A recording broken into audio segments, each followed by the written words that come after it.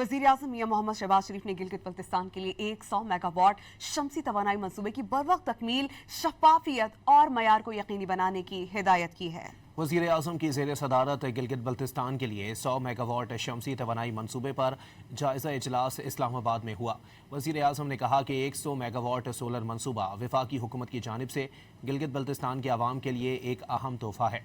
Briefing में बताया गया कि मंसूबे की तकमील से गिलगित बल्तिस्तान में बिजली की फराहमी का मयार बेहतर होगा और लोड शेडिंग के खात्मे में भी मदद मिलेगी।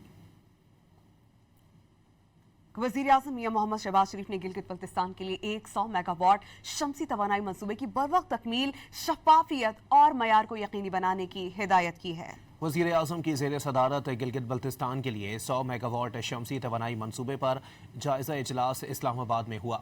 वज़ीर आज़म ने कहा कि 100 मेगावाट सोलर मंसूबा वफाकी हुकूमत की जानिब से गिलगित बल्तिस्तान के आवाम के लिए एक अहम तोहफ़ा है।